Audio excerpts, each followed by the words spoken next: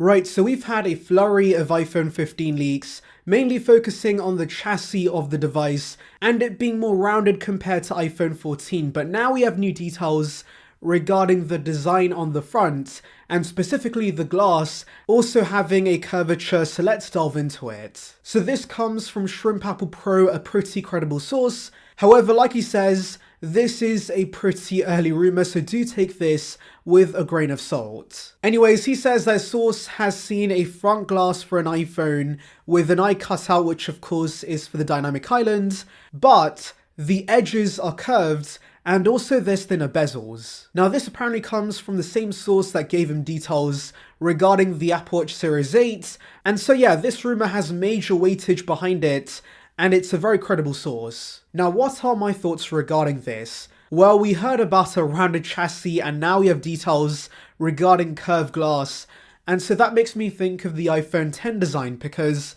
remember the glass and the frame on the iPhone X was seamless and it curved perfectly around the sides, and so maybe Apple's going to give us a version of that for the iPhone 15 series. And well, I'm kind of mixed on that, because while I'm fine with a curved chassis, I do prefer the flat front. For one, it's much easier installing screen protectors on a completely flat front, but also remember the whole reason we had flat glass on the front of the iPhone 12 series was for ceramic shield, which was much more durable than the glass we used to have with iPhones, and so yes, I'm sort of confused why Apple wants to go back to curved glass. Really, the perfect iPhone design in my opinion would be flat glass with a rounded back, basically something similar to the iPhone 5C or the iPod Touch. That would be really nice, and I don't think we need rounded glass on the front. Those days are over and we don't need that back. Now thinner bezels is always good news. That could allow for a larger display on the front, and we have been hearing about bigger iPhones, and so maybe Apple can give us a 6.9-inch iPhone Ultra that of course is actually not that massive in the hand due to thinner bezels. And by the way, Shrimp does tell us that if these rumors do pan out, it's likely these changes are only coming to the Pro models, since we're not expecting thinner bezels for the regular models. It's the Pro models that could get design changes. And actually, by the way, Shrimp does also tell us there is a possibility the new design for the 15 series might not actually feature a rounded chassis. Instead, we could see curved glass on the front and back, but the flat chassis remains. And so that would be a pretty interesting design choice. I don't think that's going to look very good.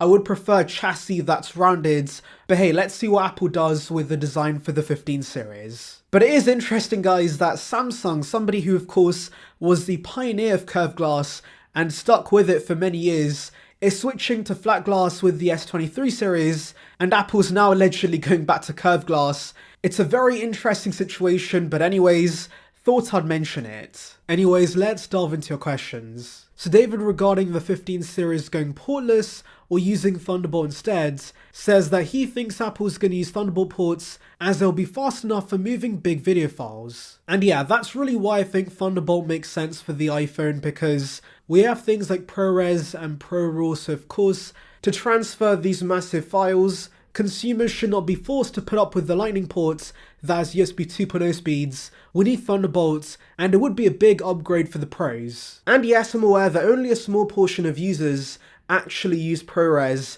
but Apple's marketing this feature, so of course there's going to be people wanting to try ProRes, and the process to transfer the content should be a lot more seamless. So James says, I think they'll go USB-C for the 15 because they know they'll have to eventually anyways.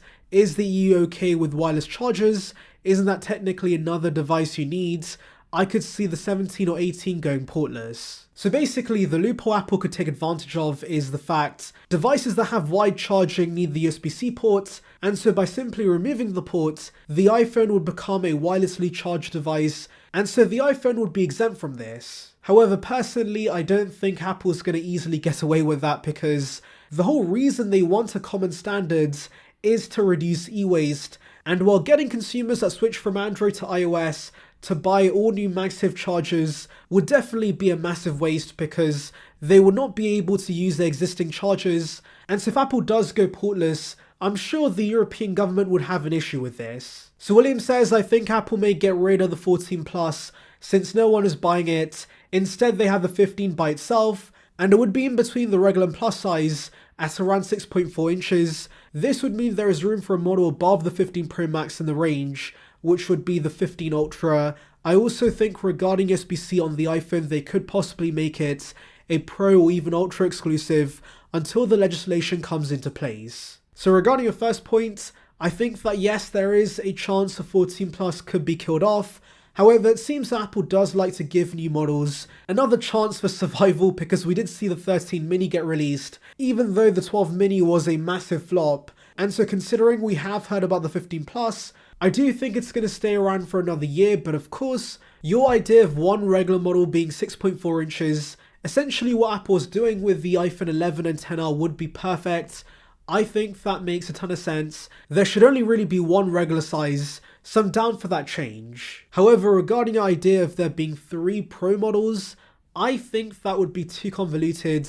I don't think we need a Pro Max and an Ultra in the range, since most wanting the bigger size also want the best features, and to replace the Pro Max with the Ultra. Since if anything, Apple has probably now learnt that hey, we don't need as many iPhone models in the range, just offer a basic regular size and then 2 Pro models, and that would be more than fine for most consumers. We don't need another size option. So at user says still happy with the 7 Plus, it does everything it needs to, waiting for a bigger jump. Maybe the 15 Ultra will be the one. Many people I know are still rocking the 6S or the 7, looking to upgrade next year. So that's interesting. You still know many using the 6S or the 7, because in my personal life, a lot of people do have newer iPhones. I would say the most popular iPhone I see friends and families use are the iPhone 11 series, and so they won't be upgrading anytime soon. But I think for you, coming from the 7 Plus, the 15 Ultra should be a big upgrade.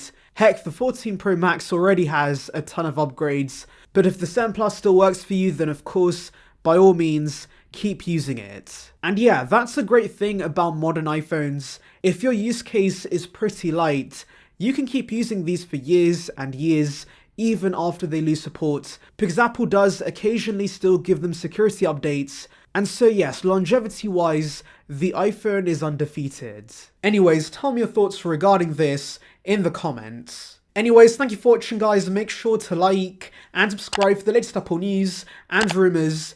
Check out the video above on details regarding new HomePods. And on that note, see ya peeps.